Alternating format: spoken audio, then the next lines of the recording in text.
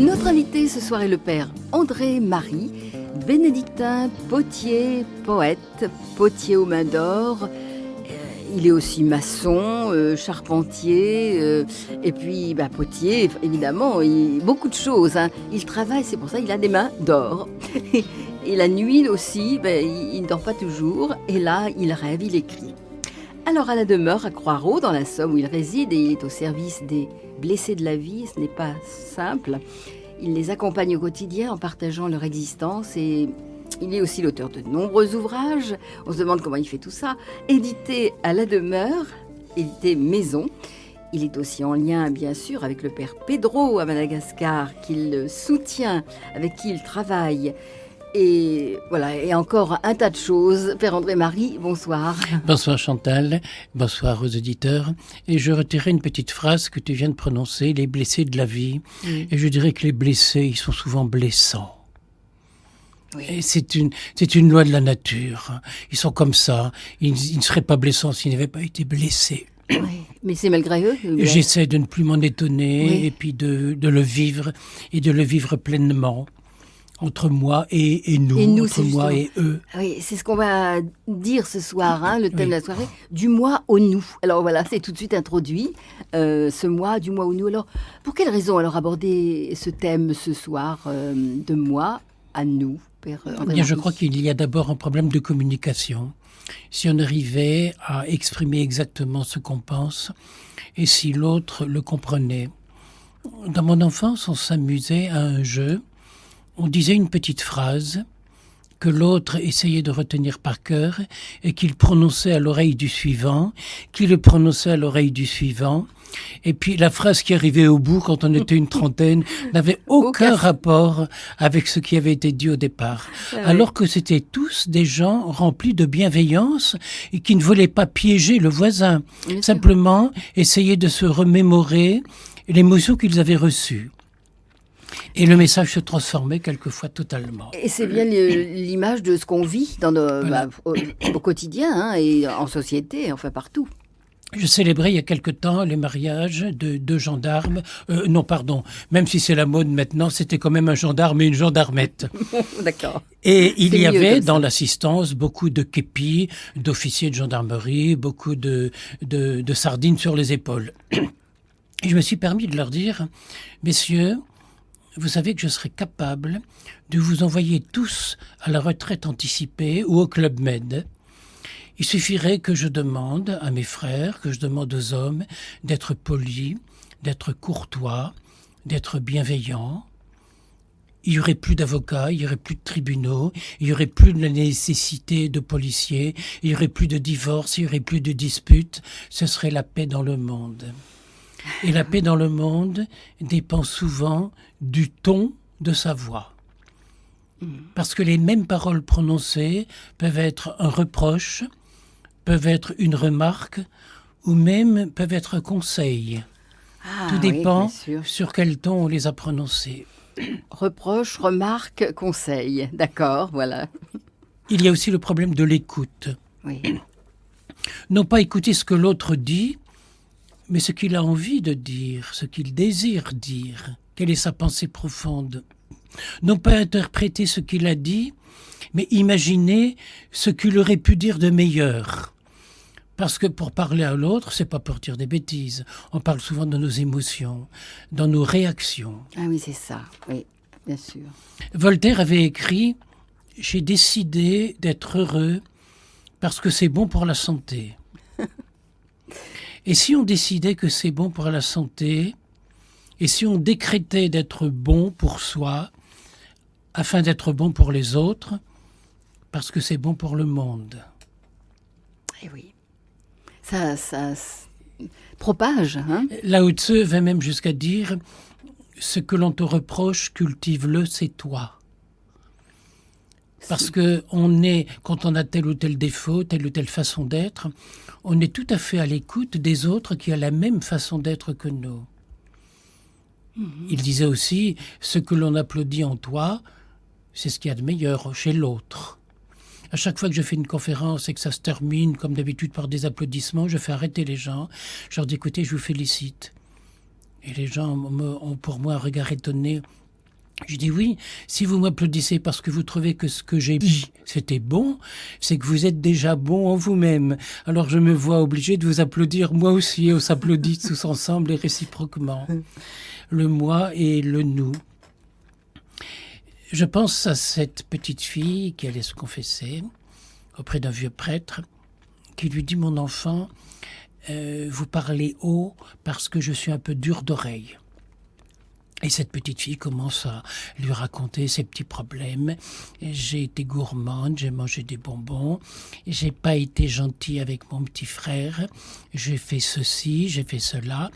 Et puis brusquement, après un silence, elle ose dire « Et puis j'ai fait pipi dans ma culotte. » Alors le prêtre dit « Mon enfant, parle haut. »« Non, monsieur le curé, parle bas. »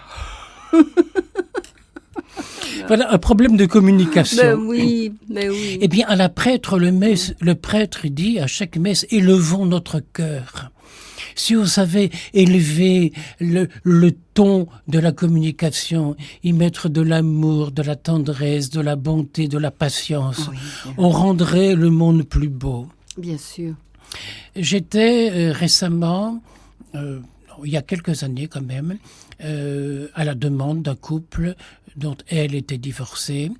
J'étais sur le point de les accueillir dans la chapelle chez moi pour bénir leurs alliances et surtout faire une célébration du pardon, pour tourner la page vers le passé et se tourner vers l'avenir et demander à Dieu de bénir leur tendresse, leur amour, leur égard l'un envers l'autre.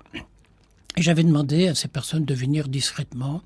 Et voilà qu'ils sont arrivés avec ces grandes voitures américaines qui font 4 mètres de long, je ne sais plus comment ça s'appelle. Ça ne se remarque pas, ça. Ça ne se remarque pas. Et entourés de 26 motards, klaxonnant et faisant du bruit. Je leur ai d'abord dit que j'aurais aimé plus de discrétion. Et puis j'ai repris mes paroles. Je leur ai dit, excusez-moi, je me suis trompé. Je n'ai quand même pas, je n'ai pas à avoir honte d'être bon dans l'Église. Et de vous accueillir avec bonté. Et puis, je suis moine bénédictin. Saint Benoît ordonne à ses moines, qui que ce soit qui arrive à la porte du monastère, qui se présente, accueillez-le comme Jésus lui-même. Et je pense à ces paroles de Monseigneur Di Falco qu'on va écouter tout à l'heure. Elle a été assassinée dans la chambre à gaz. Elle a le visage de Christ. Elle est en prison, c'est le Christ. Il est sale, il sent mauvais, il mendie, c'est le Christ. Elle se drogue, c'est le Christ. Elle se prostitue, elle a un autre visage du Christ. Quand est-ce qu'on osera croire que l'Évangile, c'est ça aussi, et que ça dépasse un peu les normes? Je célébrais donc cette bénédiction avec eux, et j'avais invité tous ces motards qui faisaient vrombir le moteur de leur véhicule à venir dans la chapelle avec nous. Bien sûr, ils ont refusé, parce que c'était pas leur style. Je leur dis, écoutez, puisque vous n'avez pas le temps, je suppose que c'est parce que vous voulez surveiller votre véhicule, qui est tellement beau, qui est tellement rutilant. Eh bien, c'est moi qui viendrai après la cérémonie bénir vos motos. Et ils m'ont regardé avec un air étonné. Et quand après la célébration, je suis allé pour bénir les motos avec un bouquet de fleurs trempé dans l'eau bénite, il y en avait qui étaient allés acheter des fleurs pour décorer leur moto. La bénédiction, ils l'accueillaient. C'était magnifique. On a discuté un peu ensemble. Et puis ils m'ont dit, mais si tous les curés étaient comme vous, je dis, il y en a beaucoup qui sont comme moi, mais vous n'allez pas dans les églises pour les entendre là où ils sont. Et ça s'est terminé par une célébration de l'Eucharistie dans un bistrot. Alors, vous comprenez que je suis souvent mal à l'aise au niveau du langage. Excusez-moi de ce que je vais dire, mais quand j'entends dans une église « Le Seigneur soit avec vous », qu'est-ce que ça veut dire? Et puis les gens qui répondent « Et avec votre esprit », mais ça veut dire quoi? Alors là, dans un bistrot, on est libre. On est libre de mettre l'amour en liberté. Et je leur ai dit « Hé les mecs, vous êtes venus pourquoi? Faites-moi un cadeau. S'il y en avait un seul parmi vous, qui en fermant les yeux, découvrait cette petite lumière de divin qui est en lui, qui est en nous, qui est en vous tous, même si vous n'en avez pas envie, même si vous n'y croyez pas. S'il y en avait un qui le croyait, qui le vivait, eh bien je ne me serais pas déplacé pour rien. En tout cas, en entendant, je vous dis toute mon amitié et je vous demande d'être venus aussi nombreux. Et puis, je leur dis, dans un bistrot, c'est un petit peu comme le jeudi saint, Jésus a pris le pain et le vin qu'il y avait sur la table et il l'a consacré. Alors ceux qui ont envie de ce pain consacré, tout à l'heure qu'ils s'avancent. Et ceux qui n'en ont pas envie, ceux qui ne le peuvent pas, ceux qui ne veulent pas, eh bien moi je vais vous assurer d'une chose, c'est que eux ne vont pas venir à Dieu, mais Dieu va venir à eux parce qu'il est déjà là. Eh bien voilà comment je définis un peu ce problème de communication entre le moi et le nous. Pour être compris des autres, il faut prendre leur langage. Eh oui. Et là, ça a dû les toucher énormément. Voilà, alors un jour c'est un langage de motard, un jour c'est un langage d'alcoolo. L'autre jour j'ai dû réprimer un gars qui était chez moi, qui s'était mal conduit, qui avait fait des bêtises. Eh bien le lendemain sur la table où je prends souvent, en ce moment c'est l'été, je prends mon repas le soir sur la pelouse, une table en pierre. Eh bien j'ai trouvé une bouteille de whisky entourée de 7 canettes de bière. C'était ses cadeaux à lui, oui, c'était ses langages à lui. Bon, et comme il fait chaud sur le chantier en ce moment, mais quand on est à plusieurs à se partager, je dis bien se partager une canette de bière. Je n'aime pas qu'on ait chacun sa canette. Non, on partage la même, et puis une deuxième après s'il le faut. Mais le partage dans le dialogue, dans la complicité. Le problème entre le moi et le nous, c'est aussi un problème de racisme. Ils sont différents de nous. Et si on acceptait un jour de se dire, mais c'est peut-être moi qui suis différent d'eux. Ben oui. Oui. Et voilà que l'indifférence devient une occasion de différence reconnue. Et puis on dit aussi ce sont les gens de race. Mais nous les Français, on n'a pas de race. On a les yeux de toutes les couleurs, il y a des bruns, il y a des verts, il y a des bleus. Les Français, eh bien, c'est le résultat de toutes les invasions qui ont eu lieu en Europe pendant des siècles. Les Goths, les Visigoths, les Ostrogoths, les Huns, les Hittites, les Vandales, qui ont traversé l'Europe en vainqueurs et qui se sont arrivés au bout. Ils ne pouvaient pas aller plus loin parce que c'était la mer. Oui. Et qui là, eh bien, se sont mêlés à la population locale et qui ont fait peut-être la richesse de la France. Pourquoi y a-t-il eu autant de scientifiques, autant de grands musiciens? L'Allemagne nous bat pour les musiciens, mais en France, il y en a eu beaucoup. Et autant de saints. Oui. J'ai découvert en voyageant que dans les églises aux Antilles, il y a partout une statue de Sainte Bernadette, une sainte et une française, de Sainte Thérèse de l'Enfant Jésus, un saint, une sainte et une française, de curé d'Ars, un saint et un français. Alors peut-être pourrait-on se reprocher d'avoir exporté une religion française. Mais depuis, combien de fois à Rome on a béatifié des saints malgaches, par exemple? Il y en a plusieurs. Bien sûr. Donc ce problème de communication peut toujours tenter d'évoluer. Dans son dernier livre, intitulé « Paroles toxiques et paroles bienfaisantes », Michel Lacroix fabrique un détecteur de vibrations. Cela existe pour enregistrer les vibrations de l'écorce terrestre quand il y a des tremblements de terre. Oui. Alors il imagine un détecteur de vibrations pour enregistrer les secousses psychologiques produites par des paroles que nous échangeons jour après jour, heure après heure. Lorsque l'aiguille du détecteur oscille vers la droite, c'est que les paroles entendues sont positives et éveillent en nous des émotions agréables. Lorsque les aiguilles oscillent vers la gauche, c'est que les paroles sont négatives et éveillent en nous des émotions pénibles, voire insupportables. On remarque d'abord que l'aiguille est constamment en mouvement, soit vers la droite, soit vers la gauche, comme les cailloux qu'on jette dans l'eau et qui provoquent des réactions de surface. Même le plus petit caillou, On jette une pierre dans l'eau, ça fait des ondes. Des ronds dans l'eau. Et les ondes s'agrandissent et elles s'étalent et elles ne s'arrêtent que lorsqu'il n'y a plus d'eau. Eh bien, les paroles qu'on prononce dans l'atmosphère provoquent des ondes et qui ne s'arrêtent que lorsqu'il n'y a plus d'air.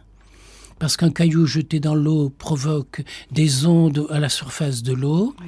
Des paroles envoyées dans l'air prononcent des ondes à la surface de l'air. Voilà. Et si on avait la capacité d'avoir un fil et un micro assez long, assez loin, on pourrait entendre les discours de Démosthène sur l'agora d'Athènes. Et les paroles de malveillance ne mettent-elles pas des ondes négatives autour de nous? Et tout ce qu'on entend à la radio, tout ce qu'on entend à la télévision, tout ce qu'on entend, ce droit à la vengeance, ce droit à la colère, comme c'est triste, comme c'est malheureux. Alors, heureusement qu'il y a des gens qui y croient. Oui, et des stars qui y croient. Qui y croient, tel Michel Thor. Je crois en toi. Magnifique chanson chantée par Michel Thor, Je crois en toi. Oui. Et je crois que on doit saisir et aimer les paroles de ces stars qui nous montrent le modèle, alors qu'il y en a tellement d'autres qui nous déçoivent. Elles ont des qualités, ils ont des qualités. Le père Pedro parle souvent des grands sportifs qu'on admire, mais on voudrait aussi admirer leur comportement humain et moral. Eh oui. Alors encourageons-les, aimons-les, les uns comme les autres. Alors ce soir, eh bien, du moi au nous. Donc voilà. Cette Alors, perspective. On est en train de se dire que des paroles peuvent éveiller l'indignation ou l'encouragement. Elles peuvent vexer ou elles peuvent flatter.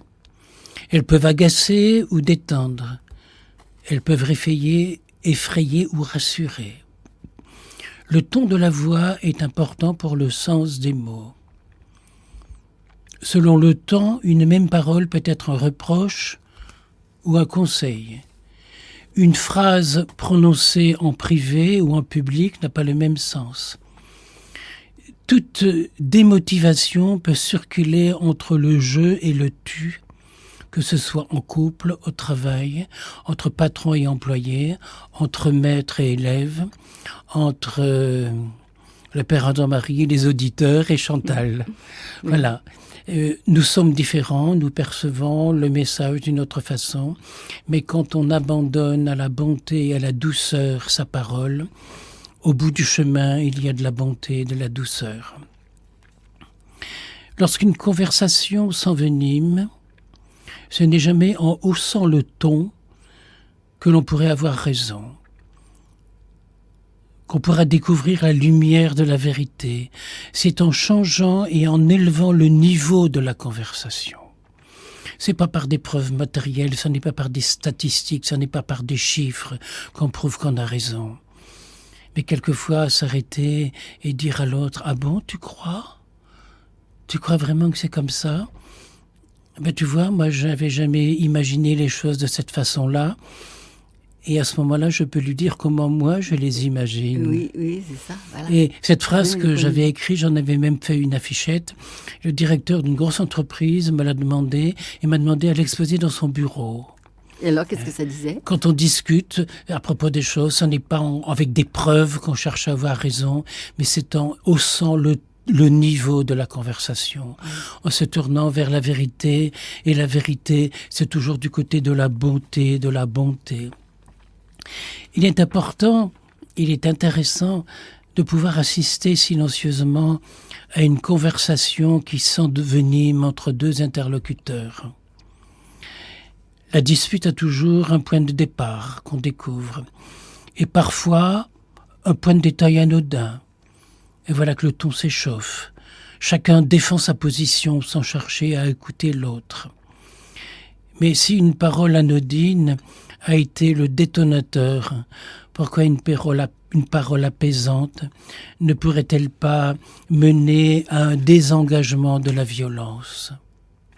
Il y a toujours moyen d'essayer d'arrondir les angles, comme on dit, mais avec une parole de paix. On en arrive là à la notion d'humilité. Si l'humilité nous habitait, Il n'y aurait pas d'opposition entre le moi et le nous, entre le supérieur, bien sûr c'est toujours moi, et l'inférieur. Le petit mec là-bas qui n'a même pas la foi. Si tu l'avais, toi, la foi, tu aimerais, comme le demande Jésus, tu aimerais même tes ennemis. Tu bénirais même ceux qui te maudissent. C'est ça l'évangile de Jésus-Christ. Et si je pouvais te montrer, Chantal, les notes que j'écris, Jésus-Christ, c'est R-I. Le cri de Jésus, son cri d'amour, son cri de bonté, son cri de bienveillance, qui nous invite à entrer, à jouer les mêmes règles du jeu que lui. C'est ça l'évangile. À propos du moi et du nous, on peut se pencher sur les nouveaux moyens de mesure modernes, car la modernité doit aussi nous apporter du positif. On voit, quand on a des problèmes de santé, on nous fait passer des scanners et des électrocéphalogrammes. En écrivant ce mot, j'ai découvert que dans mon enfance, on m'avait appris que le plus gros mot français, c'était anticonstitutionnellement, qui a 19 lettres. Oui. Eh bien, l'électrocéphalogramme en a 20. Il y a une lettre de plus. L'électrocéphalogramme. Notre cerveau a gagné. J'ai pas dit notre cervelle. Non. Le cerveau qui permet d'aimer, de penser. Ceux qui ont permis, ces découvertes ont permis la découverte d'extraordinaires choses nouvelles. J'ai vu une photo de Mathieu Ricard, ce moine bouddhiste, fils... de Jacques, qui était journaliste. Journaliste, oui. Revel. Oui. Et dont le crâne était rempli d'électrodes, et on calculait, on mesurait le niveau d'énergie de tous les coins de son cerveau lorsqu'il méditait, lorsqu'on l'excitait, lorsqu'il s'apaisait, lorsqu'il priait. Et on a découvert que le cerveau était très actif dans tous ces domaines-là. Lorsque l'esprit se concentre sur une partie du corps, les ondes alpha baissent sur la zone correspondante du cerveau. Et là, les sensations de cette zone du corps augmentent. C'est ce qui crée la sensation si douce de la caresse. Lorsque se concentre sur sa main, dans la partie correspondante du cerveau, les ondes alpha s'apaisent, qui provoquent une sensation plus importante dans la douceur de la main. C'est ce qui fait dire à l'enfant caressé « Maman, encore ». Et on peut ainsi, tout doucement, aller de l'avant et accepter son corps. Or, les dernières découvertes de la science ont démontré que l'esprit peut guérir le corps, que la douceur et l'humilité du lâcher-prise guérit du stress. La pratique de la méditation, en modifiant la structure du cerveau, a un effet positif sur l'état de santé. La neuroscience l'a très souvent démontré.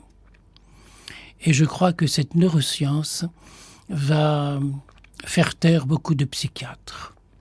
Parce qu'on a découvert que le corps, ce n'est pas que l'excès de toutes les erreurs qu'on a pu commettre qui nous provoquent à devenir un autre être, mais c'est aussi l'équilibre que la nature a mis dans le corps humain, dans le cerveau humain.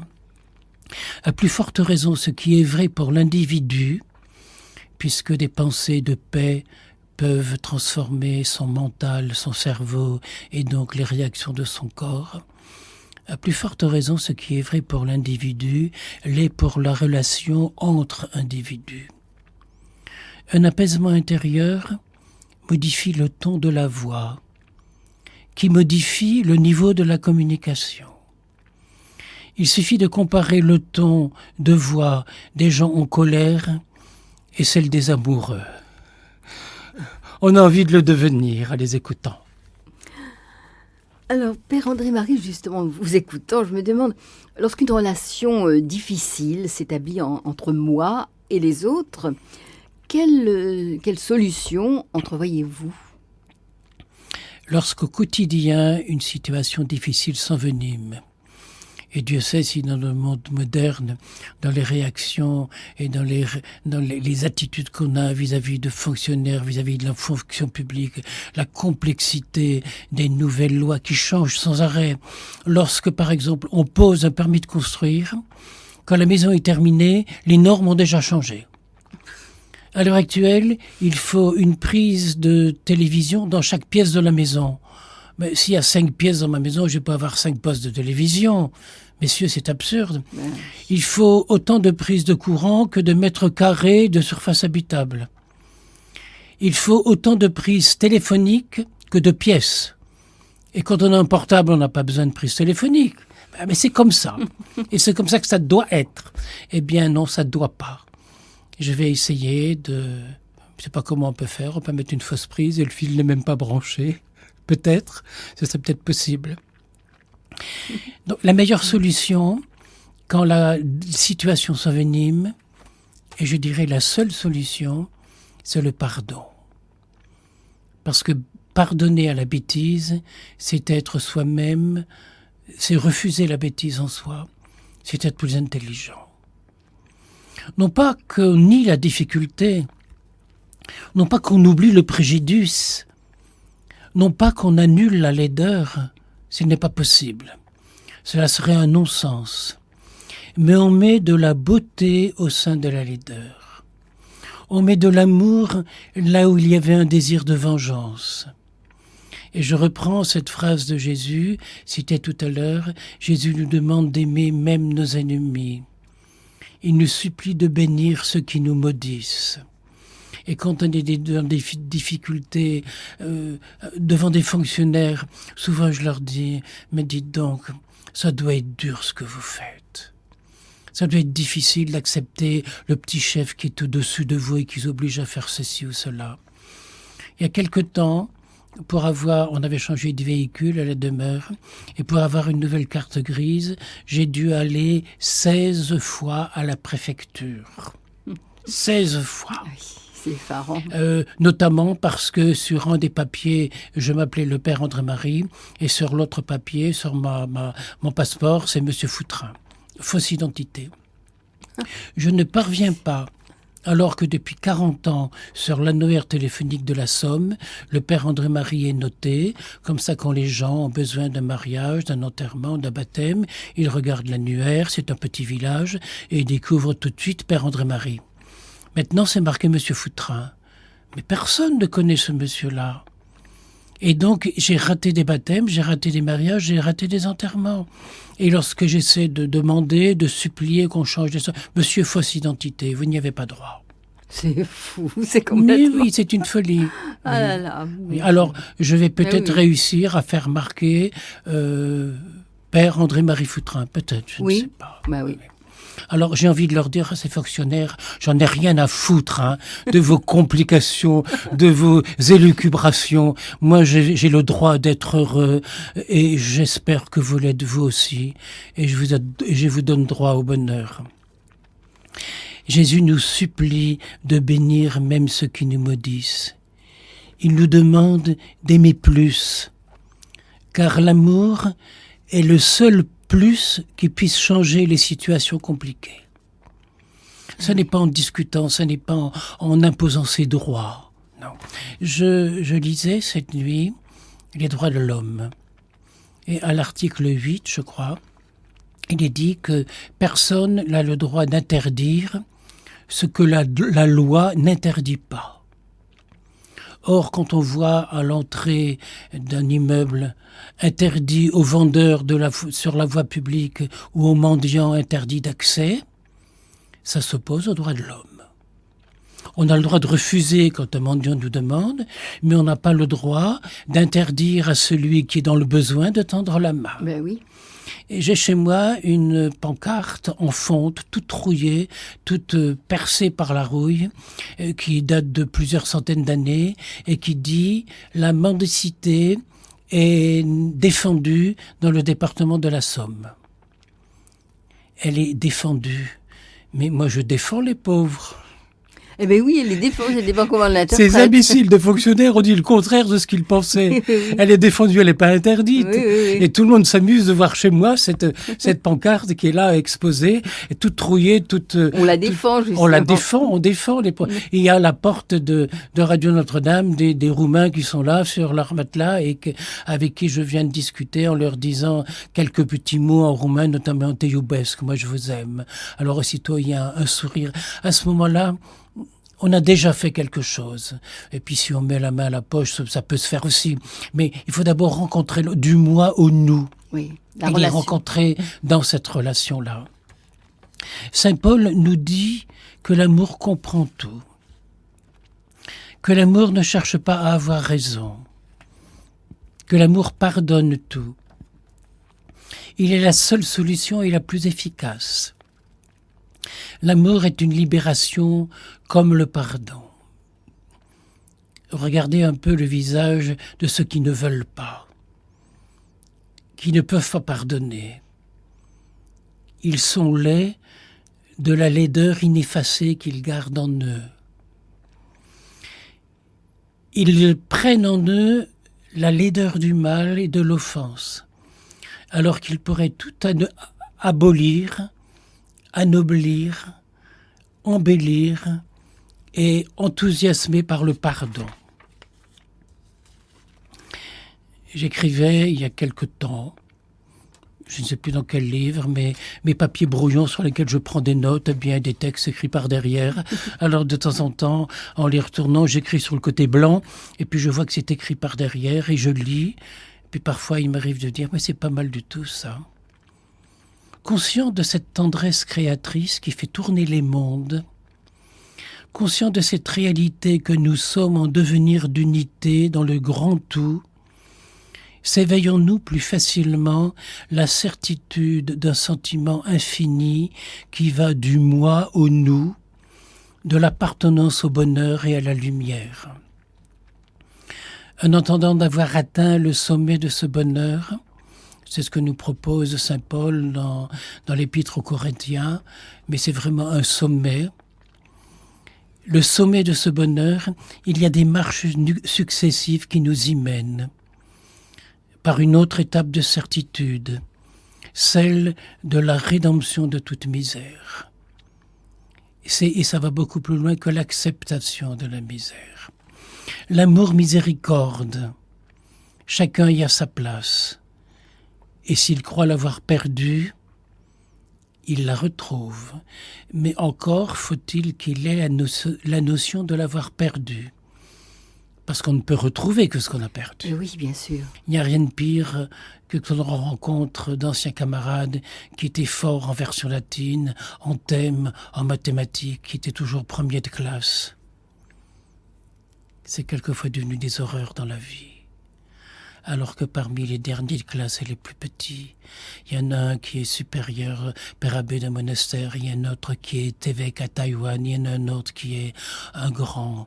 C'est pas le même, petits. Pas pris le même chemin. Ils n'ont pas pris le même chemin. Merci, Père André-Marie. Voilà, mais vous avez reconnu Michel Torf, qu'on vint la grâce.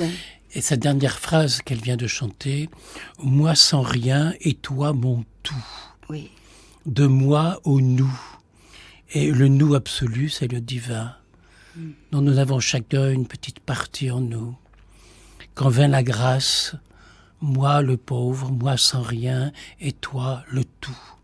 Et ce tout qui, dans notre société actuelle, est souvent rejeté, nié, sali même. Il est ce qu'on a de plus cher au fond de nous. De toute façon, ceux qui ne le découvrent pas maintenant le découvriront un jour. Bien sûr. Et on continue cette idée de la relation difficile. Oui, justement, bah oui, parce que le pardon, oui, le pardon désemprisonne de la vilainie. Si on ne donne pas le pardon, on garde ce qu'il y a de vilain en nous. On ne peut la nier, cette vilainie, mais on peut l'embellir. On ne peut l'annuler, mais on peut l'affaiblir. On ne peut l'oublier, mais on peut la caresser comme un enfant qui pleure. Ça n'est pas la souffrance de l'enfant qu'on caresse, c'est l'enfant qui souffre. C'est ainsi que Dieu pardonne, si toutefois Dieu est capable de pardonner. C'est une notion qui m'est très chère, c'est que pour pardonner le mal, il faut le voir, il faut en souffrir. Est-ce que Dieu voit le mal? Est-ce qu'il a un organe visuel qui lui permet de voir la laideur? Mais quand il regarde les ténèbres deviennent lumineuses. On n'a qu'à lire le Cantique des Cantiques, on n'a qu'à lire le prophète Osée, on n'a qu'à écouter Jésus. On a écouté Saint Jean qui dit « Celui qui aime voit Dieu ». Et les ténèbres sont transformées en lumière. Voilà. Cela ne veut pas dire qu'on accepte les causes de la souffrance. Cela veut dire que tu es plus grand que la bassesse qui te fait pleurer.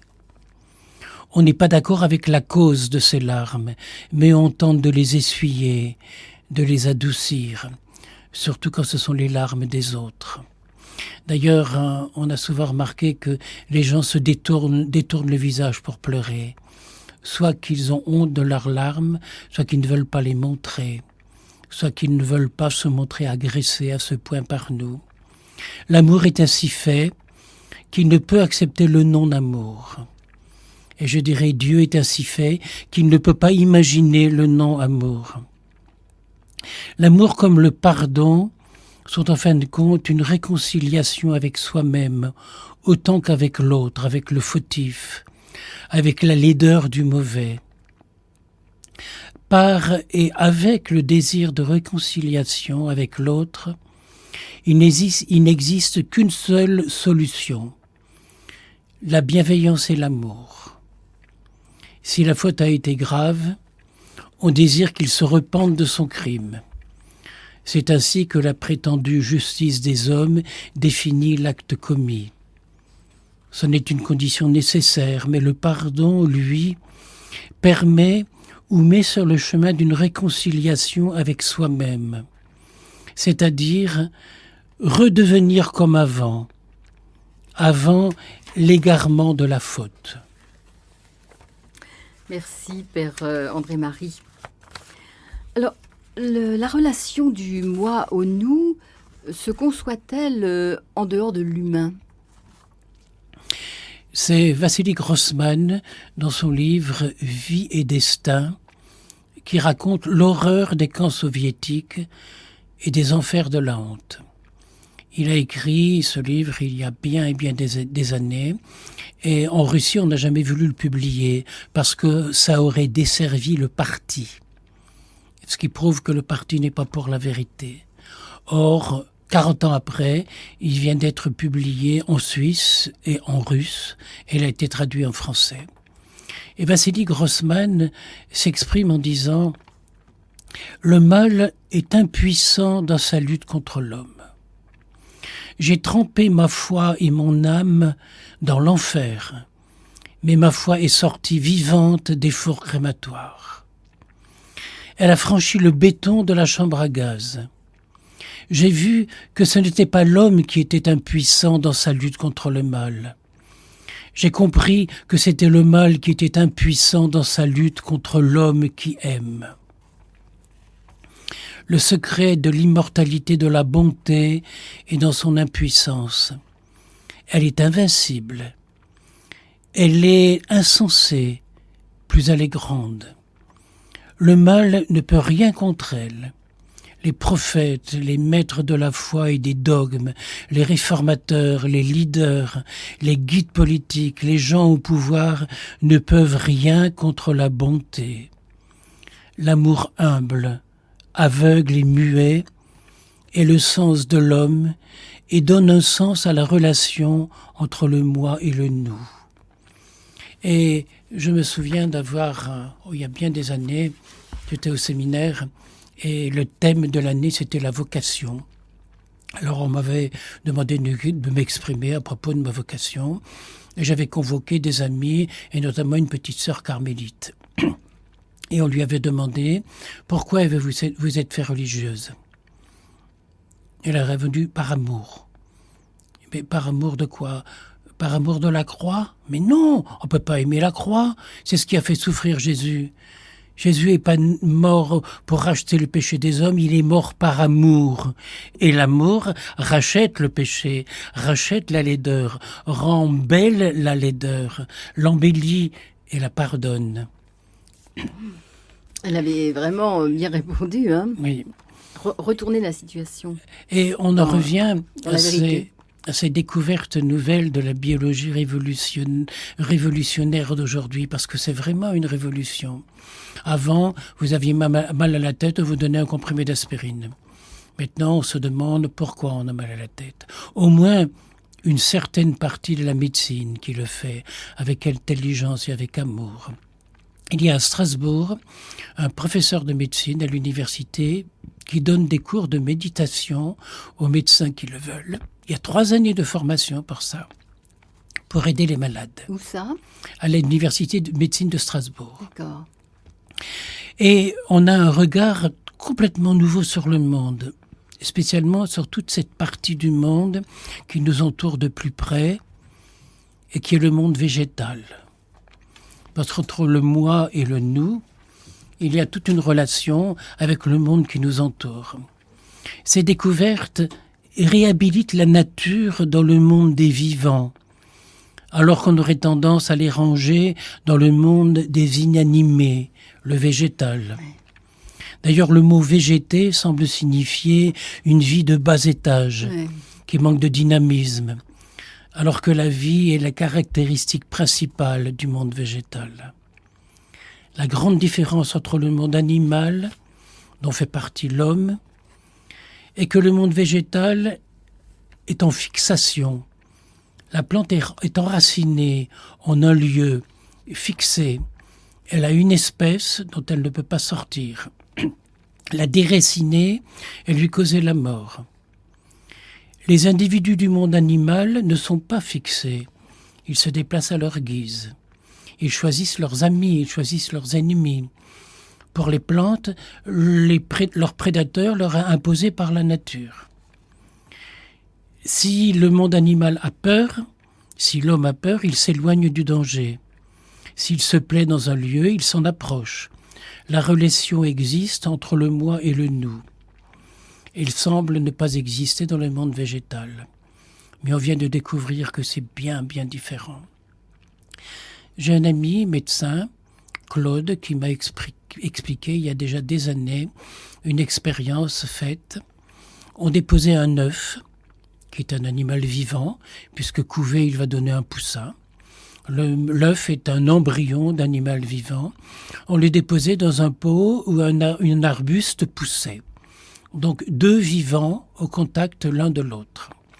Et pendant des jours et des jours, on venait arroser la plante et on caressait l'œuf.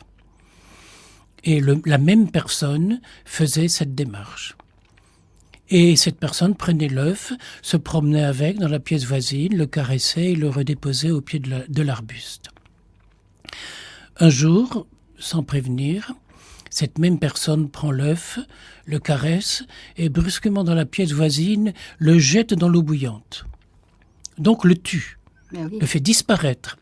Eh bien, à ce moment-là, la plante qui était branchée sur des appareils électroniques s'est mise à réagir avec violence. Donc, la plante a des sentiments, a de la mémoire et qu'elle éprouve à distance.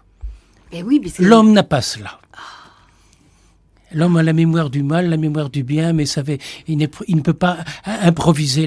La plante sait par elle-même, parce qu'elle est vivante. Le monde végétal a donc dû, pour se protéger, inventer tout un système d'une extrême complexité pour protéger son moi contre les prédateurs de son espèce.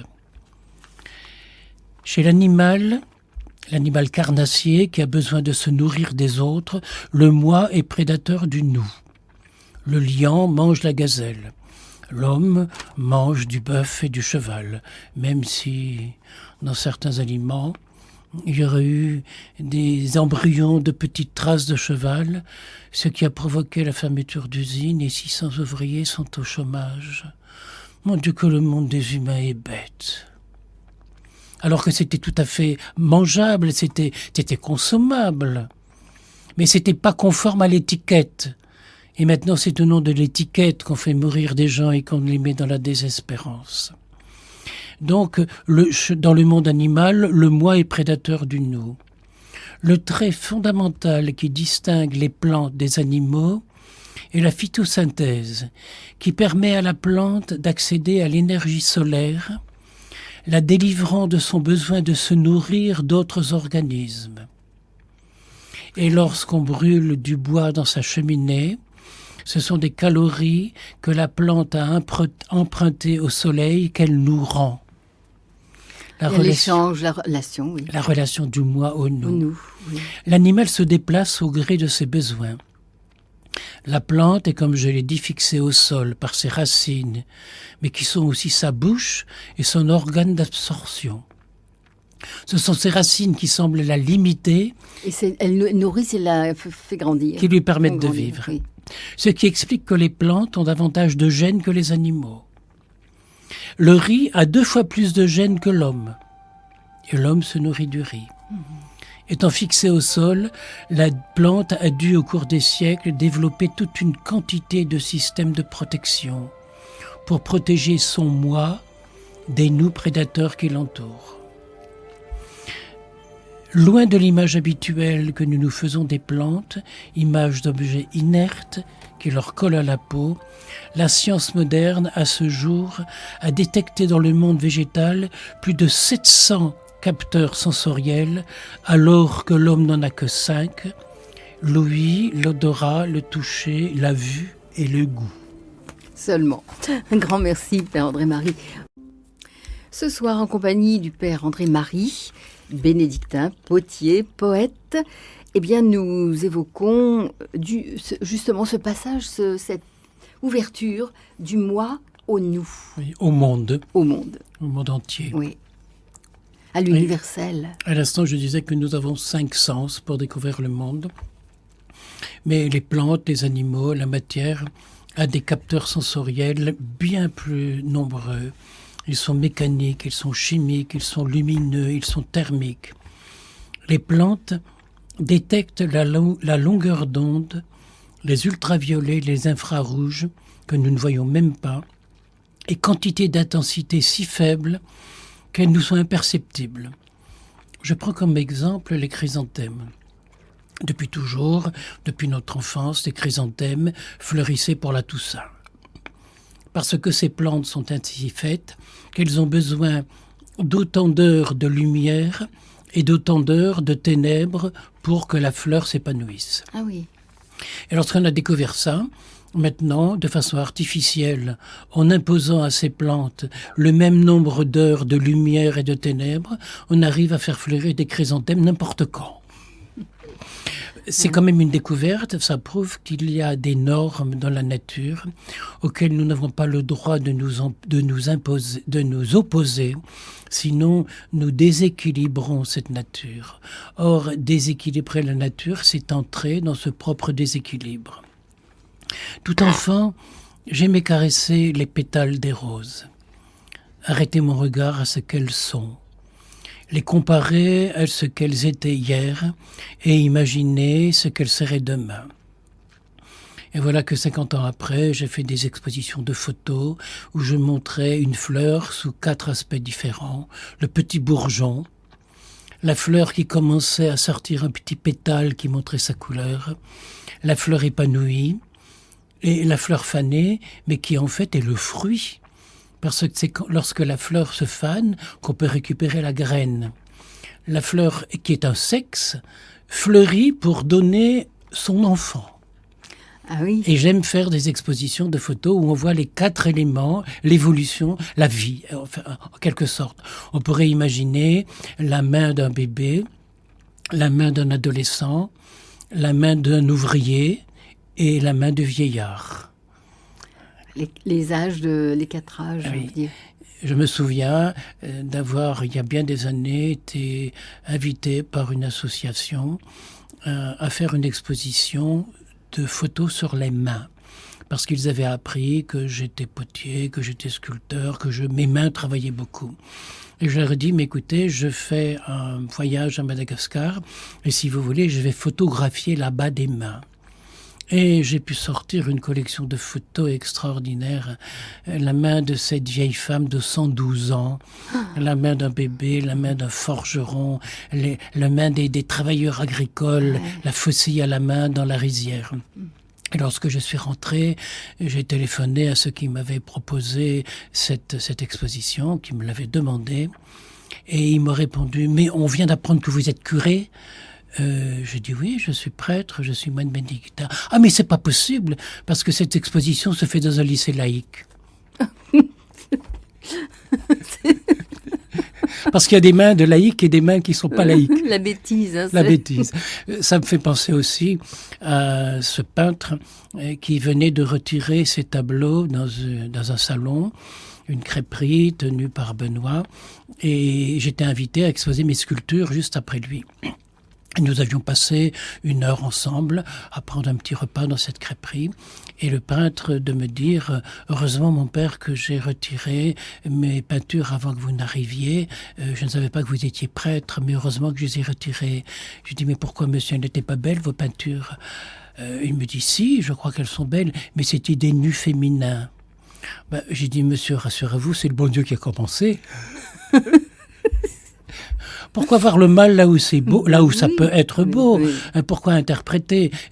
Après avoir dialogué pendant quelque temps avec cet homme, je suis sûr que sa peinture était certainement très belle. Elle montrait la beauté d'un corps, beauté qui ne peut qu'honorer Dieu quand il est respecté, quand il est honoré. Bien sûr.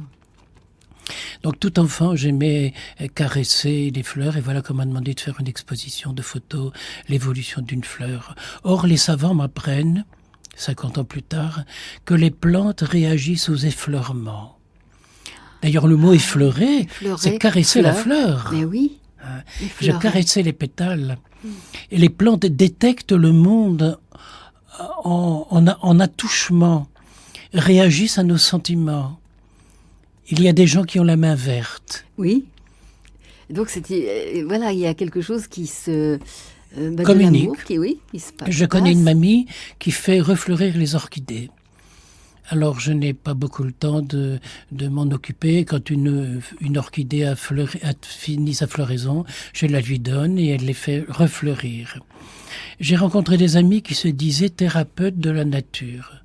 Je leur ai dit, mais expliquez-moi, c'est quoi ça?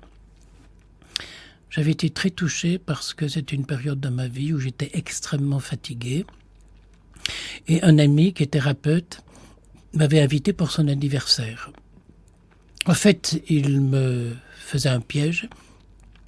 Il avait invité 15 autres thérapeutes qui tous voulaient me soigner. Voulaient honorer, comme disait-il, le personnage que j'étais. Je ne suis pas un personnage, je suis une petite personne, mais ça m'a beaucoup touché.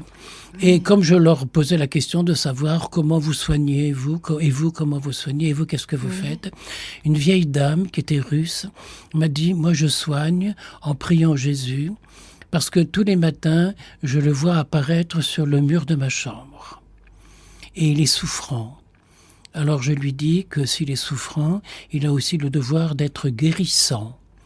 Et je lui demande de guérir les malades qui se présentent près de moi. Et parmi eux, il y avait ce couple qui se disait « Ah ben nous, on ne soigne pas les humains, on soigne la nature. » J'ai dit, écoutez, je voudrais comprendre. Oui, qu'est-ce que vous faites? C'est énigmatique. Eh bien, on se promène en couple, se donnant la main amoureusement. On se promène dans la nature et on parle aux plantes, aux animaux, on caresse les fleurs. Et quand on voit, par exemple, une plante qui est tout à fait chétive, parce qu'à l'entrée d'une prairie, elles ont été piétinées par les vaches, eh bien, avec une grande motte de terre, on la recueille, on la plante dans notre jardin, on l'arrose, on la soigne, on lui met de l'engrais.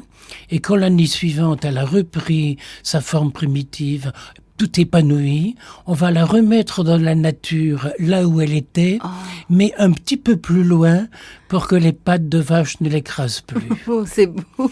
C'est pas de l'amour, ça. Là, oui, et de l'amour, il y en a partout dans le monde. Alors, les sombraires, ceux qui sont toujours en train de se plaindre, qui sont moroses, Je recevais un courrier de Madagascar la semaine dernière qui me disait « Nous avons appris à Madagascar que les Français sont moroses ».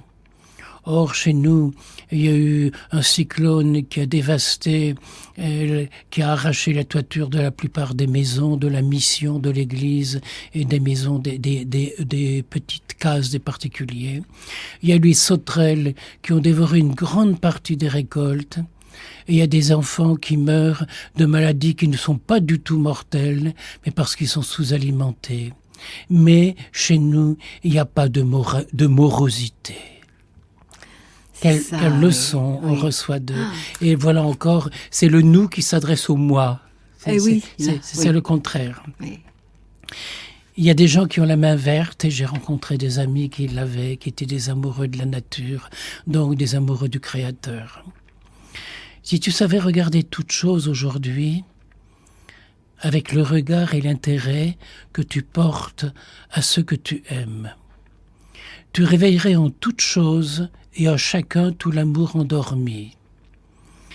C'est lui qui agrandirait le tien, que tu pourras à ton tour distribuer à ceux qui en toi l'ont fait grandir.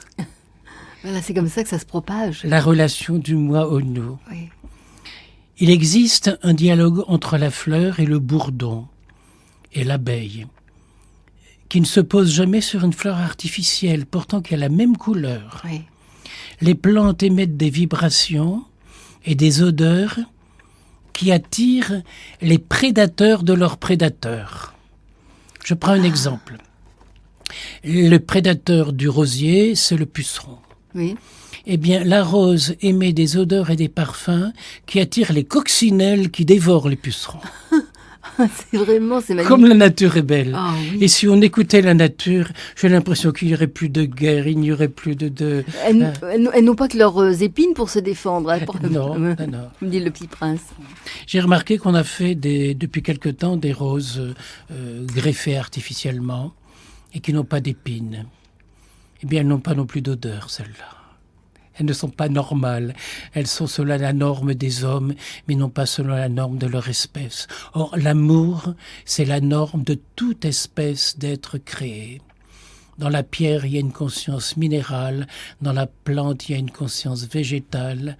Chez les bêtes, il y a une conscience animale. Y a-t-il beaucoup d'hommes qui ont la conscience d'être des êtres faits pour aimer, pour pardonner, pour bienveillantiser? Oui. Et toute la vie est amour. On est là en train de refaire le monde, de montrer du doigt comment on devrait toujours être. Ça n'est pas facile à vivre, mais c'est le chemin. Et de toute façon, si ce n'est pas ce chemin-là que nous prenons, nous allons nous perdre quelque part. Évidemment, bien sûr. Donc il est urgent de retrouver ce chemin-là. Oui. Il n'y en a pas d'autre. Non, et de le montrer aux autres. Le thérapeute, c'est un mot grec qui veut dire le guide sur le chemin. C'est le chemin qu'on montre. Voilà. Alors, Père André-Marie, comment le petit moine qui ne dormait pas la nuit, perçoit-il la relation du moi au nous ?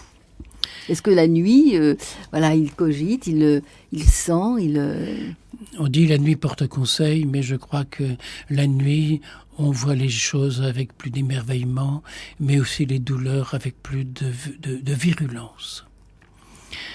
D'ailleurs, je me dis souvent que l'homme n'est pas fait pour vivre couché, il est fait pour vivre debout, et il n'est pas fait non plus pour vivre dans les ténèbres, il est fait pour vivre dans la lumière.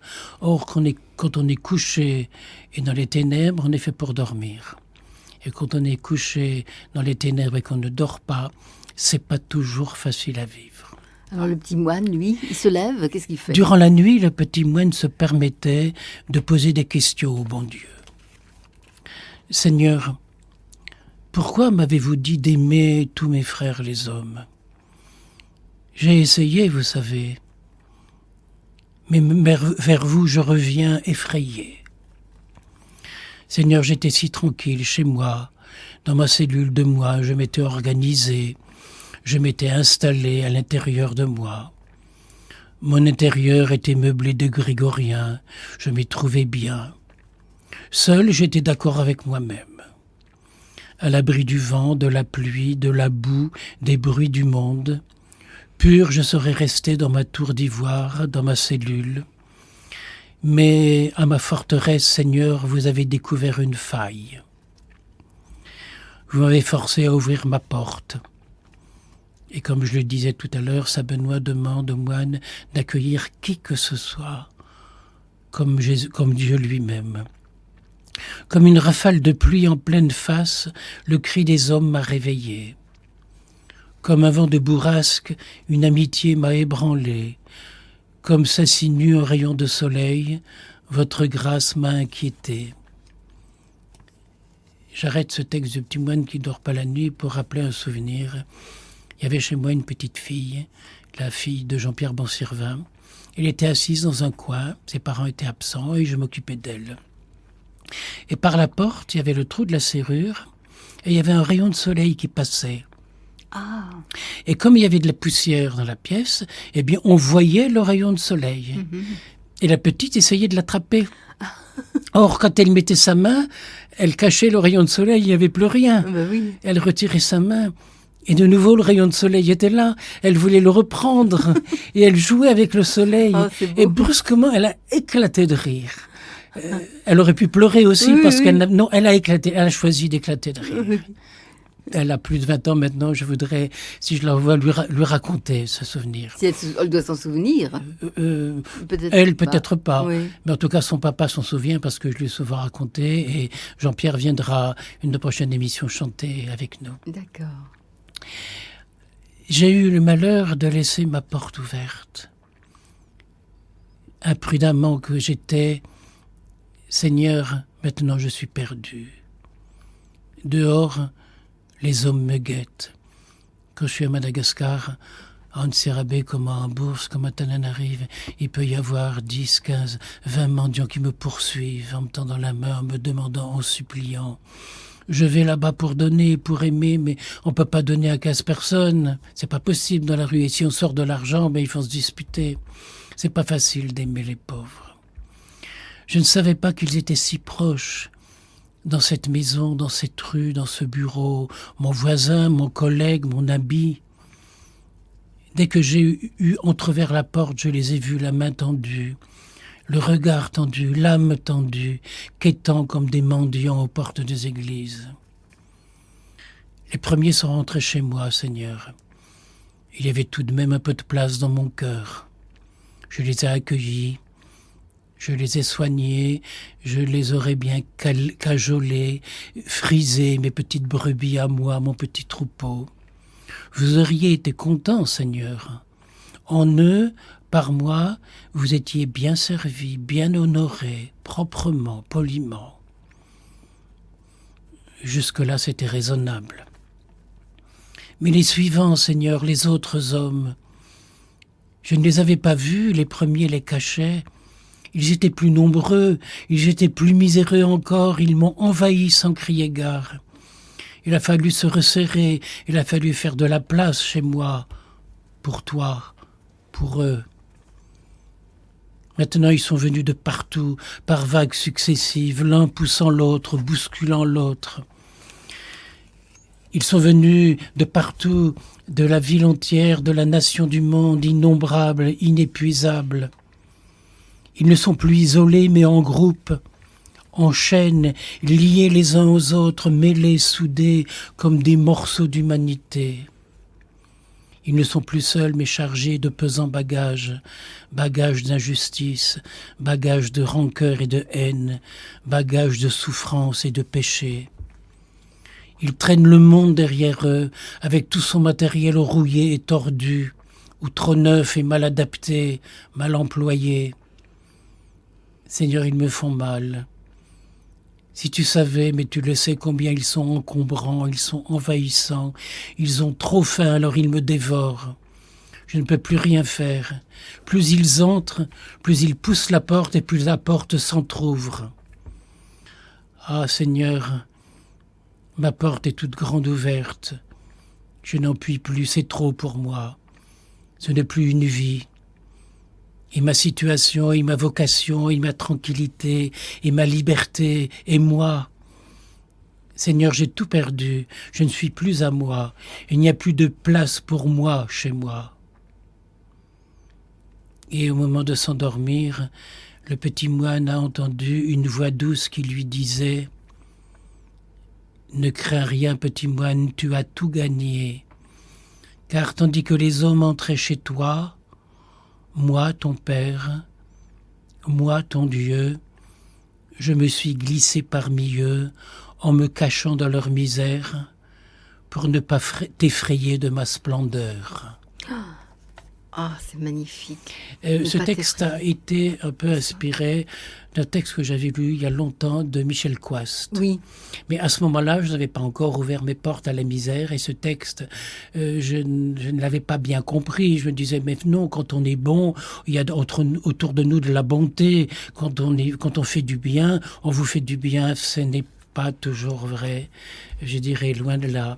Mais il faut continuer parce qu'il n'y a rien de plus têtu que l'amour. Et l'amour vainc tout. Oui. Un grand merci, Père André-Marie. On écoute tout de suite, c'est Daniel Guichard qui chante Chanson pour Anna.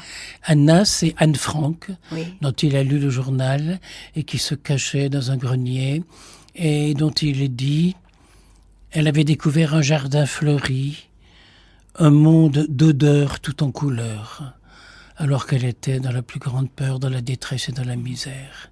Il faut recréer l'horizon dont on a besoin pour sauvegarder le bonheur. » Alors on écoute Daniel Guichard, Chanson pour Anna. Chanson pour Anna, Daniel Guichard, oui. Un monde d'amour rempli de fleurs. Oui. Et quand Daniel Guichard dit « On a retrouvé ce cahier qu'elle avait écrit pour moi », c'est bien la notion du moi au nous. Eh oui. Tout ce qu'on écrit, une émission de radio, c'est une relation du moi au nous, bien sûr, à ceux qui nous écoutent. Et je prie toujours, pour préparer une émission, pour tous ces gens qu'on ne voit pas, mais qui sont là et qui me remercient de façon tellement touchante parfois. Et donc, on pense avec Anne Frank, aussi Etty Hillesum. Oui, Etty, bien sûr. Voilà, qui avait aussi un monde en elle. Je rappelle souvent que lorsqu'elle était dans ce camp à Auschwitz, elle écrivait sur des petits bouts de papier les mots amour, tendresse, bonté, qu'elle agrafait sur les pics des fils de fer barbelés pour que le vent emmène ses ondes du côté des tyrans et de ses bourreaux. Là encore, les ondes à travers les mots. Et là, c'est vraiment cet univers qu'elle porte en elle qui...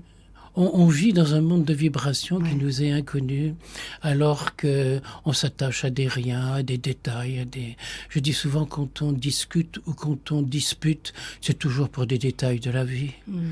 Sur l'essentiel, on est d'accord. On a l'air absurde, et on l'est souvent. Alors on va essayer de retrouver un peu de bon sens. Alors, justement, Père André-Marie, quel est pour vous le plus bel exemple de la relation du moi à l'autre ? Parmi tous les exemples qui fourmillent dans mon esprit, je m'arrêterai au plus touchant. C'est la maternité. Papa et maman, c'est bien un nous, et voilà que la maman porte en elle un petit moi qu'elle mettra au monde.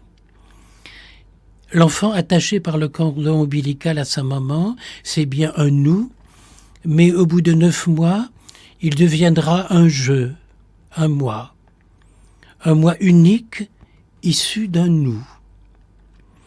Et si l'amour était la conjugaison de tous les moi, de tous les nous, à tous les temps, à tous les modes du verbe aimer, à condition qu'il n'ait pas de complément, aimer sans condition, sans réserve, sans arrêt sur telle image, comme est le regard de Dieu sur son humanité. Dieu, dit saint Paul, ne fait pas de différence entre les hommes. Son amour est singulier pluriel. Dans le langage des ch'tis, comme en créole, on dit « tis autres »,« toi vous autres ». Voilà, la contraction de... Voilà. Oui, c'est toi, vous autres. Quoi qu'on évoque des souvenirs de son enfance, on y trouve toujours du féminin pluriel. Comme si la tendresse de l'homme avait le même genre que la vie, la terre, la mer et la douceur du sein. Rien ne pourra jamais démémoriser ce besoin radical de notre nature que d'être à notre tour maternel pour les autres. J'aime beaucoup quand à la demeure, il y a des gens qui m'appellent Papa Poule. C'est pas drôle à certains moments, mais c'est encourageant de se l'entendre dire. Père et mère à la fois. Oui, David. Par quoi pourrait-on bien être remplacé tous ces n'importe quoi d'amour que les mamans gazouillent à leur enfant en lui donnant le sein ou le biberon? Au point que certains qui ne les ont pas eus, toute leur vie en manquent. Et j'ai souvent entendu les gars qui sont chez moi, qui se posent la question, ils ne disent pas que tu bois quel genre de boisson, tu biberonnes à quoi toi? Et il y en a qui répondent, moi c'est le pinard, moi c'est la bière, moi c'est... Tu biberonnes. Oui. C'est leur manque. Leur manque. Leur Oui, manque. oui. Viens en moi tendresse, gazouiller et me bercer de moi et de nous, de tous les secrets de la vie, pour qu'à mon tour, j'en puisse déborder au singulier pluriel. Toutes les incantations d'amour que sont les grandes galaxies, comme les plus humbles fleurs dans la nature qui nous entoure, toutes les plus grandes actions héroïques de dévouement, comme les plus éphémères paroles de consolation. Elles tentent de nous faire croire que l'amour est la plus grande et éternelle des énergies cosmiques, l'origine de l'alpha et le but infini de l'oméga. Et c'est en moi que, humblement, je puis vivre ce grandiose mystère, le plus grandiose qui soit dans le cosmos. C'est cet amour qui vit en moi, en toi, en nous, en elle, en l'autre, en tous. Chacun vit l'une des syllabes de cette incantation que je peux, même silencieusement, prononcer comme une bénédiction sur le monde entier et sur l'univers. Lorsque cette syllabe d'incantation prend un prénom, prononce-le avec la plus infinie délicatesse, décline-le en adoration de la partie éternelle qui t'habite. Et j'ai souvent remarqué, quand je reçois des couples pour baptiser un enfant, je demande le nom, le prénom de l'enfant, le nom du parrain, de la marraine. Et je m'adresse aux enfants. Et ton papa s'appelle comment? Fils ou fille d'un tel. Et ta maman? Elle s'appelle maman. Elle s'appelle maman. Elle s'appelle maman. Mais oui, c'est logique. C'est beau, la nature des enfants. Elle s'appelle maman. Souvent, ils ont oublié le prénom. Oui, c'est maman. C'est maman, voilà. Oui, Père André-Marie, y a-t-il, d'après vous, dans l'Écriture, un hymne à cette relation aux autres? C'est Edith Stein qui écrivait « N'acceptez aucune vérité qui serait privée d'amour, et n'acceptez aucun amour qui serait privé de vérité. L'un sans l'autre devient un mensonge destructeur. » Mais le plus bel exemple qui décrit cette relation du moi en nous est l'hymne à l'amour qu'écrit saint Paul dans sa lettre aux Corinthiens. On croirait que c'est écrit par un théologien ou par un philosophe ou par un psychologue. Quand je parlerai les langues des hommes et des anges, si je n'ai pas l'amour, je ne suis qu'un airain qui résonne et une cymbale qui retentit. Quand j'aurai le don de prophétie, que je pénétrerai tous les mystères et toutes les sciences, quand j'aurai la plénitude de la foi jusqu'à transporter les montagnes, si je n'ai pas l'amour, je ne suis rien. Quand je distribuerai tous mes biens aux pauvres, quand je livrerai mon corps aux flammes, si je n'ai pas l'amour, tout cela ne sert à rien. L'amour est patient. L'amour rend service. Il ignore l'envie. L'amour ne se vante pas, il ne s'enfle pas d'orgueil. Il ne fait rien de laid. Il ne cherche pas son intérêt. Il ne s'irrite pas. Il ne peut pas penser à mal. Il ne se réjouit pas de l'injustice, mais il se réjouit de la vérité. Alors il excuse tout. Il croit tout, il espère tout, il endure tout. L'amour jamais ne passera. Et je me souviens qu'un jour, chez le Père Pedro, ce texte avait été lu en malgache au cours de la messe. Et dans ce cas-là, le Père me passe un missel en français pour que je puisse suivre les lectures. Et il a commenté, je ne l'ai pas par écrit, mais je me souviens très bien de ce qu'il avait dit. Cet hymne à l'amour de Saint Paul est bien sûr un idéal. C'est le ciel, c'est le bonheur total idéalisé. Mais nous sommes, nous, encore sur la terre, avec tous nos talents, notre charisme, et aussi nos défauts, nos limites et notre imperfection. Cet hymne à l'amour de Saint Paul veut nous encourager à aller plus loin, à ne pas nous satisfaire de la médiocrité qui nous entoure. La lecture seule de cet hymne réveille en moi un désir, une envie de dépasser, de faire le maximum pour vivre et réaliser cet amour qui, de moi, ira se semer chez les autres. Et je crois que c'est une parole prophétique parce qu'il y a 25 ans, il était seul sur un dépotoir entouré de misère. Et maintenant, quand il célèbre la résurrection, il y a 8 000, 9 000, 10 000 personnes. Quel symbole, hein. Oui. Et en réponse à cela, l'abbé Pierre écrivait « Aimer est une expérience vivante qu'on ne peut pas enfermer dans des mots et garder pour soi. Il n'y a pas de mode d'emploi à recopier, car c'est un engagement de tout soi-même. Du moi au nous. » Ah oui. Mais qui aurait pu dire, quand le Père Pedro a commencé, que 20 ans après, ce nous, ce serait 10 000 enfants à nourrir, à enseigner, etc. Ah oui. C'est la multiplication des pains. Hein. Oui, oui. C'est... c'était ce prêtre, écrivain, poète, Jean de Bruyne, et qui écrivait « Je crois au Dieu qui croit en moi ». Parce qu'on a le devoir de croire en soi, parce qu'on est une créature d'amour, faite pour aimer. Alors, Père André-Marie, oui, comment pourrait-on définir en société cette relation du moi au nous ? Le moi est un mot singulier. Tout enfant, on apprend à l'école à décliner je, tu, il. Et voilà qu'arrive le pluriel, nous, vous, il. Qu'est-ce qu'ils viennent faire chez moi, ceux-là ? Et je ne comprenais pas. C'était moi, c'était toi, c'était moi et le copain qui était en face. Et puis brusquement, il y avait tous les autres qui rentraient dans ma vie. Je ne savais pas que j'aurais été un jour dans ma vie, 70 ans plus tard, obligé de vivre cela et de vivre... Là, c'était plus que la conjugaison, voilà. c'était le... Voilà. Bon, il y a tous ceux aussi qui vivent, tous ceux qui viennent. Père, on vient chez vous dimanche avec les enfants que vous avez baptisés. Ils ont maintenant 25 ans, ils sont fiancés. Il faudrait que ce soit vous qui bénissiez leurs alliances, leur bague de fiançailles. C'est des bonheurs énormes, ça. Je comprends. Mais au quotidien, je pense que la différence entre moi et l'abbé Pierre, entre moi et le Père Pedro, c'est qu'ils ont accueilli beaucoup, beaucoup de pauvres. Mais moi, ils sont dans ma maison. Ils sont à ma table le midi, ils viennent dans mon bureau tous les jours pour ils me font chaque fois la même chose.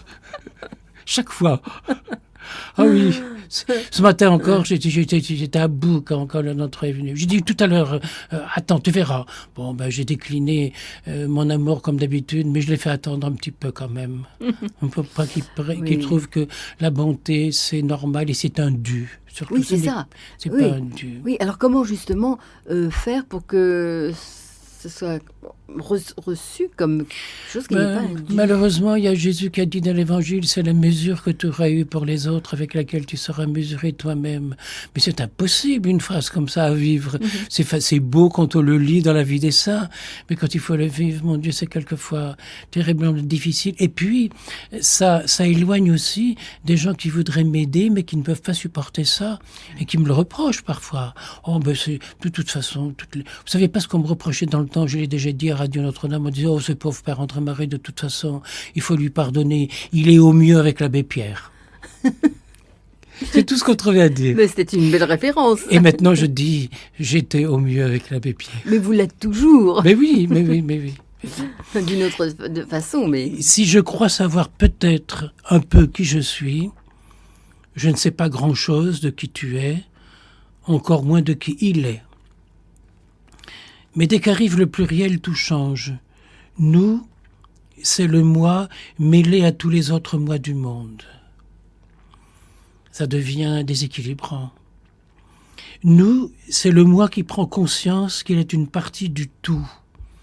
Le tout que j'écris avec un T majuscule. Où tous les autres moi sont imbriqués comme les pierres de la muraille de Chine. Et moi qui bâtis, eh bien, je sais très bien que si on enlève une pierre au bas du mur, eh bien, tout va s'écrouler. Alors, on va peut-être poursuivre dans quelques instants. On va écouter alors ce texte écrit et lu par Monseigneur Di Falco. Voilà, oui.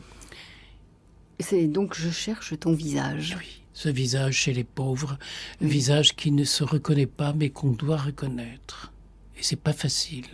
Le visage du Christ. Au moment de la messe, je ne dis pas « Seigneur, souviens-toi de ton Église ». Je dis toujours « Seigneur, souviens-toi de tous les visages que prend ton Église dans le monde ». Ils sont très variés. Eh oui. Et ils n'ont pas toujours cette beauté esthétique qu'on voudrait lui donner.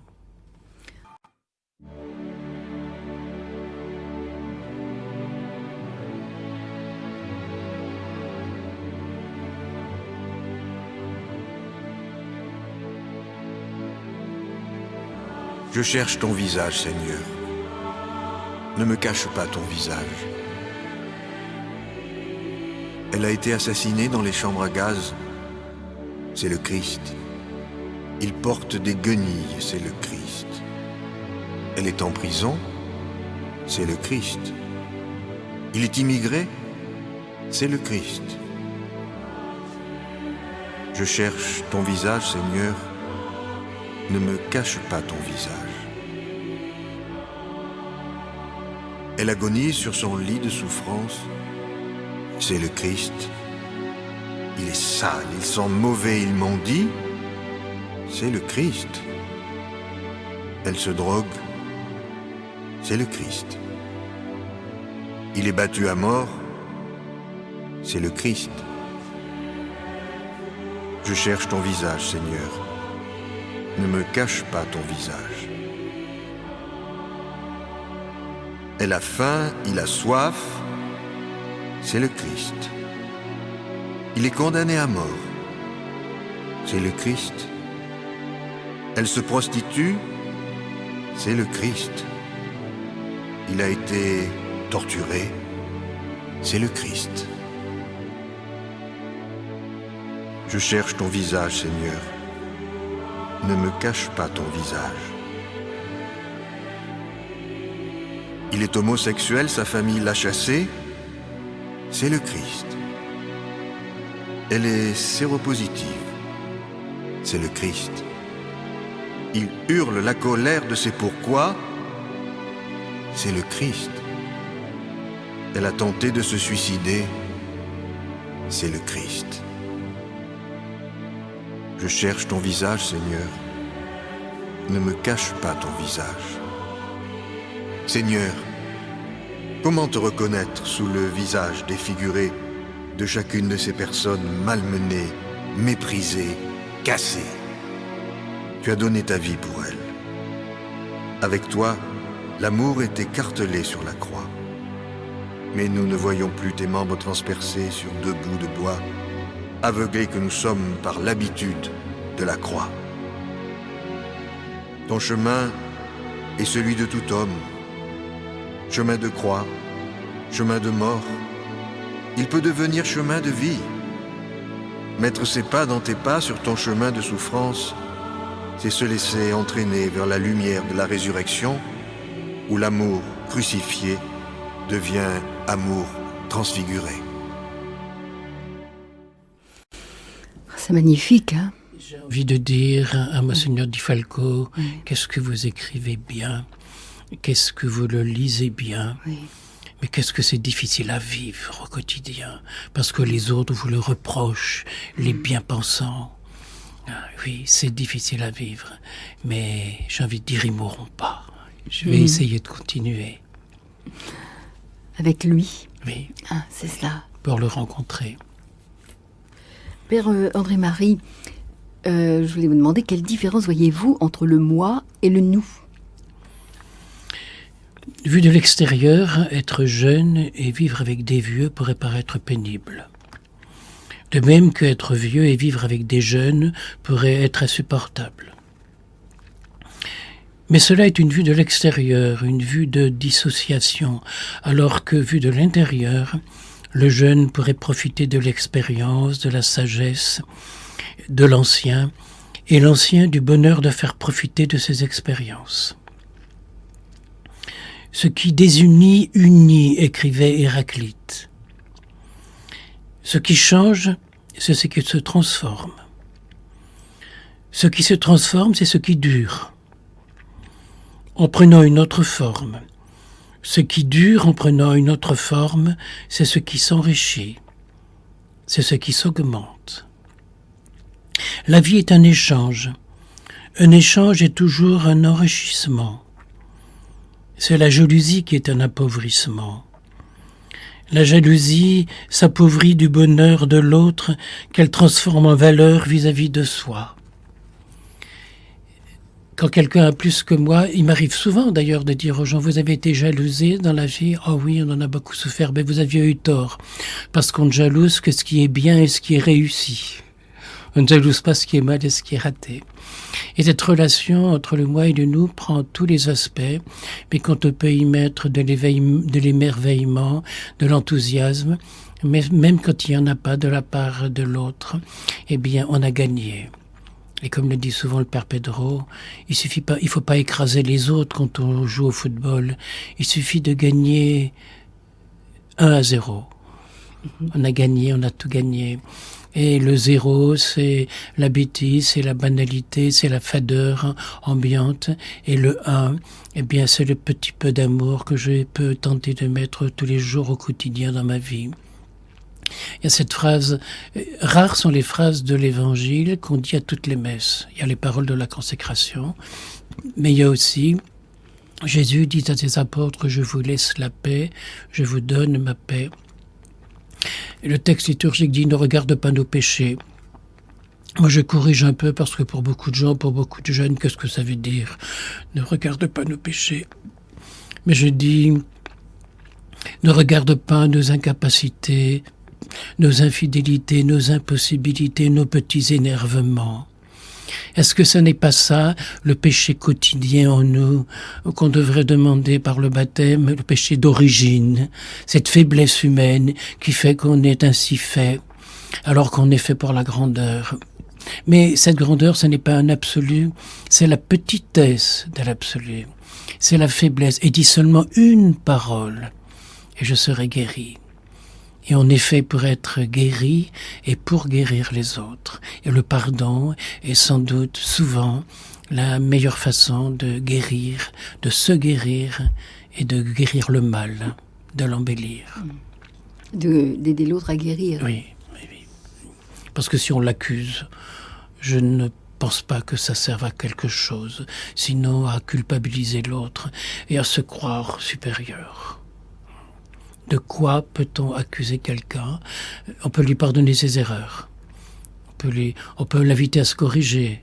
Mais c'est pas sur un ton de reproche qu'on peut... Tu sais, si j'avais été à ta place, peut-être que j'aurais fait de telle ou telle façon. Dieu sait si quand on a des élèves, quand on est artiste, ils en font des erreurs qu'on a fait nous-mêmes.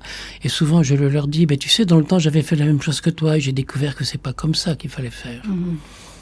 Ah, c'est un conseil, C'est un conseil. Oui. C'est un conseil pour le bien. Oui, c'est un conseil pour que grandir. ce soit plus beau. Oui. Ça aurait été plus beau si tu avais fait de telle ou telle façon. Mieux, plus, voilà. Un plus. Mais je pense que même ces expériences-là, l'autre ne les découvre que lorsque plus tard il en fait l'expérience lui-même. Ah, c'est vrai, il me l'avait dit. Mais oui, c'est lorsqu'on fait l'expérience. Oui, oui. Mais là, le fait d'essayer de suivre le conseil. Oui. Et souvent, quand on me demande mais comment avez-vous pu apprendre tant de techniques, la sculpture, la peinture, les bijoux, la peinture sur soie, etc. Je dis chaque fois que j'ai fait une erreur, je me suis dit c'est pas comme ça qu'il faut faire et j'ai appris quelque chose. Et puis un jeune qui était là, qui m'a répondu dites donc qu'est-ce que vous devez faire comme connerie pour avoir fait tant de progrès. Une logique. Mais oui, c'est une logique. Et c'est vrai, grandir à propos de ces dérapages. Oui. Oui. Alors, retourner, Oui. en faire un tremplin. Oui, c'est ça. Oui. Et tous ceux qui ont vécu ces choses-là, eh bien, ce sont ceux-là à qui on a envie de ressembler. Bien sûr. Parce que cette souffrance intérieure d'accepter tout ça ne se traduit pas souvent à l'extérieur ou très rarement. Mais il y a cette espèce d'entêtement, d'aimer quand même. Je pense souvent à ces parents qui ont un enfant handicapé.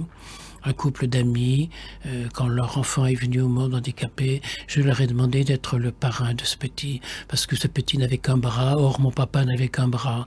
Et c'est grâce à ce bras qui lui manquait, qu'étant très gêné pour travailler, tout enfant, je l'aidais dans son travail et j'ai appris à me servir de mes mains.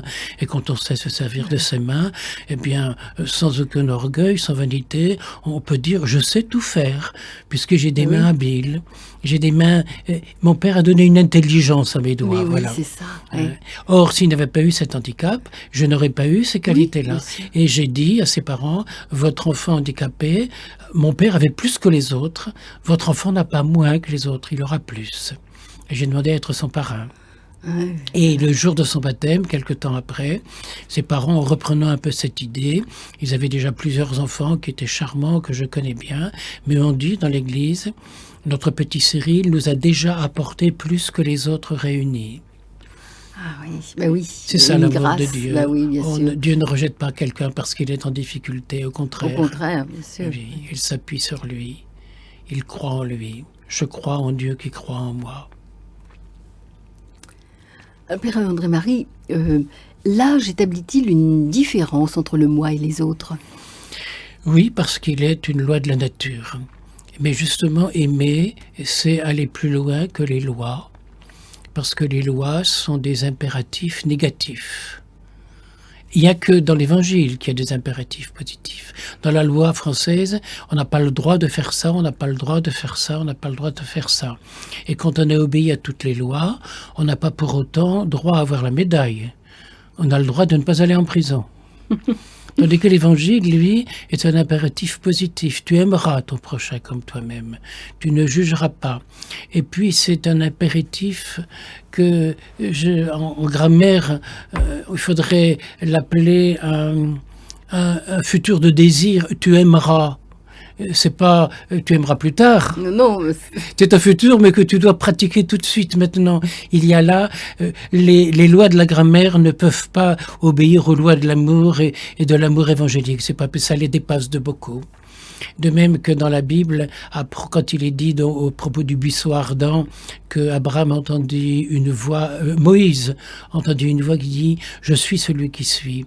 D'après le texte araméen, il faudrait plutôt traduire « Je serai celui que je serai ». Parce que même Dieu est en progression. À partir du moment où il souffre de la bêtise des hommes, il y a un changement en lui. Et un changement en Dieu ne peut mener qu'à un divin plus grand encore, à une expression d'amour plus grande encore. Parce qu'il prend notre souffrance, il la souffre en nous aussi. Voilà. Oui. C'est ce qui fait que lorsque des gens viennent se confesser, et quand le terme habituel c'était le prêtre devait leur imposer une pénitence, vous vous rendez compte ces mots, imposer une pénitence. Eh bien moi, cette pénitence qui est une petite prière, Notre Père, je vous salue Marie, je la fais avec eux en leur donnant la main, en leur disant, vous savez, tu sais, ton péché c'est le mien et mon péché c'est le péché du monde. Alors on va demander pardon au monde entier, on va demander pardon à Dieu pour son monde, pour ces hommes qui se conduisent comme ils peuvent, mais il aimerait tellement qu'ils se laissent aimer davantage encore, parce que se laisser aimer par Dieu, c'est aller tout droit son chemin. Et là aussi, c'est une propagation, Oui. ça se propage du moi au nous, même c'est ce pardon. C'est l'abbé Pierre qui nous raconte un souvenir d'enfance. Il était tout petit, en culotte courte, et puis il allait au catéchisme. Et ce catéchisme, cette instruction religieuse, était donnée par un religieux remarquable au collège des Jésuites de Lyon, où il avait fait toutes ses études. Et avec une brutale évidence, une idée claire s'écrasa en lui. Tu es ici, tu crois, tu vis selon cette foi, mais si tu étais né n'importe où ailleurs, en terre d'islam, aux Indes, ou simplement dans un milieu impie, que tu n'aies point fait plus d'efforts personnels que tu n'en aies fait jusqu'ici pour critiquer et vérifier ce que l'on t'a appris, c'est évidemment que tu croirais que tout était erroné. Il faut accepter que le moi et le nous soient différents et ne pas leur en faire reproche. Alors, quelle certitude peux-tu avoir que ce sur quoi tu joues ta manière de vivre et demain ta vie même est vraie? Eh bien, cette certitude, c'est un don qui nous vient d'ailleurs.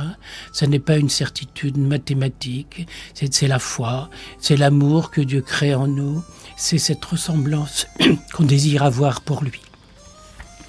Un grand merci, Père André-Marie. Grand merci à vous.